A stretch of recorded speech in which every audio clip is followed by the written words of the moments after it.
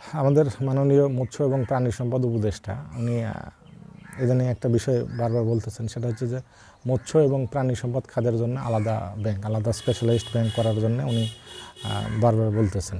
তো মৎস্য প্রাণী সম্পদ খাত অবশ্যই দেশের জন্য খুবই গুরুত্বপূর্ণ একটা বিষয়, এবং আমরা মনে করি যে এই খাতটা উন্নত করলেই আমাদের নিউট্রিশনাল স্ট্যাটাস উন্নত হবে। মৎস্য প্রাণী সম্পদ খাতের গুরুত্ব কীরকম, যেমন ধরি যে আমরা যদি মনে করি যে প্রাণীজ আমিষ যে ইনটেক আমরা যে করি, বাংলাদেশে কিন্তু যেমন এই যে গরুর মাংস খাওয়ার হার হচ্ছে কত 3.5 কেজির মতো বাৎসরিক, সেক্ষেত্রে অস্ট্রেলিয়া বা আমেরিকাতে দেখবেন ওদের কিন্তু প্রায় 20 কেজির মতো। তো এই যে প্রাণীজ আমিষ আমরা যেটা খাই, আমরা কিন্তু আসলে অনেক পিছনে পড়ে আছি। হ্যাঁ, তো আমাদের যদি ভালো মানের উন্নত মানের যদি প্রোটিন আমরা যদি না পাই, তো সেই ক্ষেত্রে যেটা হবে যে আমাদের প্রজন্ম কিন্তু ম্যালনারিশড হবে, এবং আমার প্রজন্মটা শক্তিশালী প্রজন্ম, একটা মেধাবী প্রজন্ম কিন্তু আমরা পাবো না। আমাদের প্রজন্মটা হবে মেধা শূন্য প্রজন্ম। তাই আমরা মনে করি যে এই মৎস্য প্রাণী সম্পদ খাতকে এগিয়ে অবশ্যই নিতে হবে। তবে এর জন্য আলাদা ব্যাংক করতে হবে কি না সেটা একটু গবেষণার বিষয় বা চিন্তার বিষয়।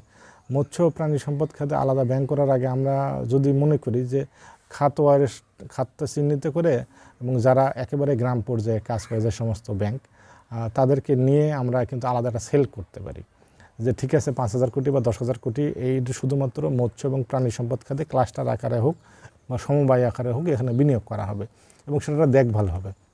সেক্ষেত্রে আমরা এই মৎস্য প্রাণী সম্পদের জন্য একটা খাদ্য উৎপাদন, ঘাস উৎপাদন, তারপর ফিড উৎপাদন, তার বাজারজাতকরণ, তো তার মানে মাংস প্রক্রিয়াজাতকরণ থেকে মার্কেটিং, এগুলো পুরোটাই একটা প্যাকেজ আকারে হতে পারে। যে আমরা বলতে পারি যে আমরা এই খাতে মানে এখানে 5টা সেক্টর থাকলো, 5টা খাত থাকলো। এখানে যেমন খাদ্য উৎপাদন, মাছ চাষ এবং মাছ বা হাঁস মুরগি পশু পাখি চাষ, এবং সেইখান থেকে তারপর মাংস প্রক্রিয়াজাতকরণ, তারপরে বাজারজাতকরণ, এই যে 4-5টা একটা ধাপ, এই প্রত্যেকটা ধাপে যেন আমাদের বিনিয়োগটা ইনশিওর করা হয়।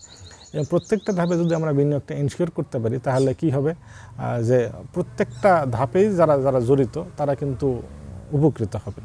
তো তাছাড়া যদি হঠাৎ করে আমরা একটা আলাদা ব্যাংক করি, সেখানে নতুন একটা ব্যাংক করতে কিন্তু আলাদা অবকাঠামোর বিষয়, আলাদা ম্যান পাওয়ারের বিষয়, সব কিছু মিলে সেট আপ তৈরি করে নিয়ে আসতেই কিন্তু আমরা অনেকটা পিছনে পড়ে যাবো। আমরা মনে হয় যে কাঙ্ক্ষিত ফলাফল পাবো না।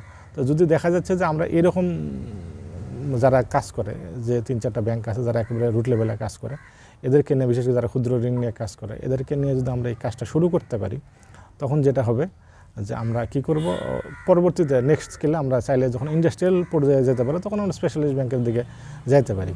তবে আমার মনে হয় যে এখনই স্পেশালিস্ট ব্যাংক করবো কিনা এ বিষয়ে একটু চিন্তা ভাবনা দরকার। তবে যদি করতেই হয়, তবে গ্রাউন্ড ওয়ার্কটা যেন অবশ্যই খুব শক্ত মানের গ্রাউন্ড ওয়ার্ক হয়, যেন আমরা পরবর্তীতে আমাদের প্রজেক্টটা মুখ থুবড়ে না পড়ে।